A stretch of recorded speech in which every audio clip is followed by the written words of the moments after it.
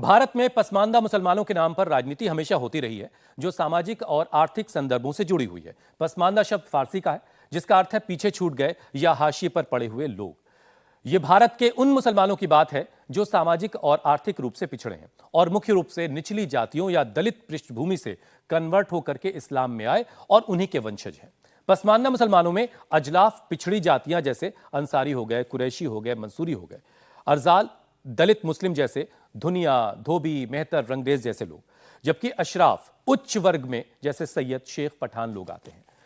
जो मुसलमानों में यानी अल्पसंख्यकों में ये उच्च वर्ग के लोग जो हैं वो अल्पसंख्यक हैं, यानी 85% बाकी हैं, ओबीसी हैं, और 15% के आसपास उच्च वर्ग के लोग हैं जो सवर्ण खुद को कहते हैं, अशराफ कहते हैं।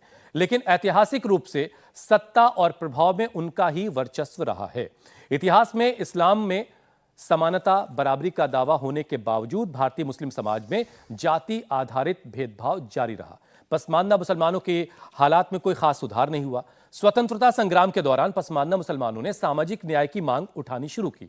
20वीं शताब्दी की शुरुआत में जुलाहा बुनकर समुदाय से आने वाले अब्दुल कय्यूम अंसारी और मौलाना अली हुसैन आसिम बिहारी ने मुस्लिम लीग की सांप्रदायिक राजनीति के खिलाफ आवाज उठाई और उन्होंने मोमिन कॉन्फ्रेंस को वजूद में लाए वो लोग, और फिर जो जिन्ना का 2 राष्ट्र का सिद्धांत था उसको इस मोमिन कॉन्फ्रेंस के जरिए चैलेंज किया गया।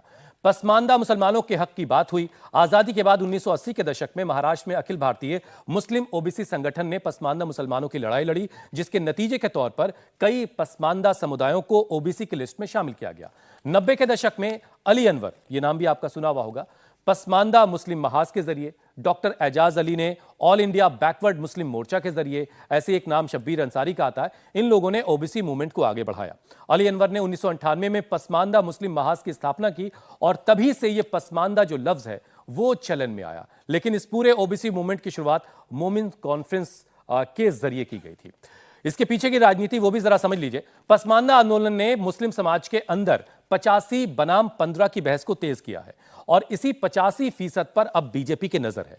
2022 में पीएम मोदी ने बीजेपी कार्यकर्ताओं से पसमानदा मुसलमानों तक पहुंचने के लिए कहा। बीजेपी ने 2024 के लोकसभा चुनाव में इसे अपने रणनीति के तौर पर शामिल किया। दानिश अंसारी को यूपी में मंत्री बनाया जाना इसी से जोड़कर देखा जाता है और पसमानदा मुसलमानों तक सरकारी योजनाओं का फायदा पहुंचाने पर जोर दिया जा रहा है। हालांकि जानकार इसमें बीजेपी के लिए कोई बहुत ज्यादा स्कोप भी नहीं पाते हैं। अब हम बातचीत की शुरुआत करें उससे पहले जरा हम आपको सुनवाते हैं कि प्रधानमंत्री ने जब पहली दफा वक्फ बिल को लेकर जब कुछ कहा है तो क्या कहा। और लोग अपने ही घर और खेत के लिए कागज ढूंढते रह जाते थे।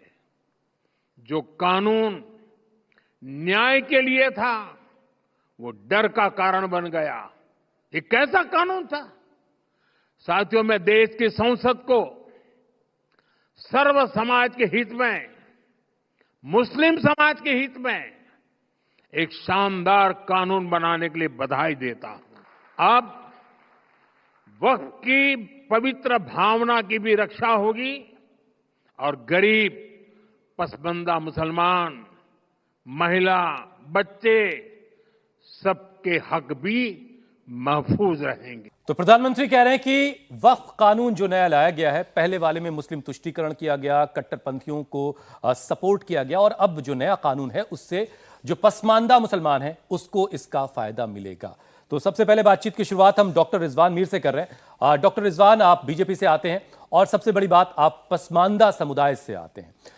तो ये जो पसमानदा मुसलमानों तक पहुंचने की बीजेपी की कोशिश है, मौजूदा कोशिश, ये अभी कहां तक पहुंचती हुई आपको दिख रही है?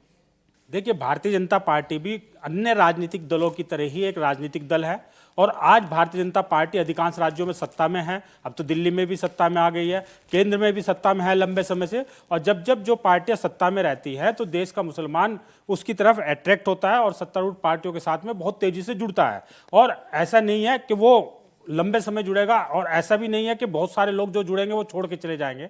तो कुछ देश का मुसलमान ऐसा है जिसका कारोबारी मुफाद है, वो अपने कारोबारी फायदे के लिए जुड़ रहा है, लेकिन कुछ मुसलमान ऐसा है जो वास्तविक कहीं ना कहीं शोषण का शिकार है और उसे भारतीय जनता पार्टी से अच्छी कोई पार्टी नहीं लगती। और नरेंद्र मोदी जैसे जो व्यक्ति है, जो संघ की विचारधारा से आते हैं, संघ के एक कार्यकर्ता से, प्रशिक्षित कार्यकर्ता से आते हैं, क्योंकि संघ के एक कार्यकर्ताओं को आपने देखा होगा नरेंद्र मोदी संघ के दफ्तर में झाड़ू भी लगा रहे होते हैं। यानी निम्न स्तरीय कार्यकर्ता प्रशिक्षण के माध्यम से डेवलप होकर जब आता है तो केवल एकमात्र पार्टी ऐसी है, वो भारतीय जनता पार्टी है, जो ठीक है। न्याय के रूप में एक लीडर को डेवलप करती है प्रशिक्षण के माध्यम से। ठीक है।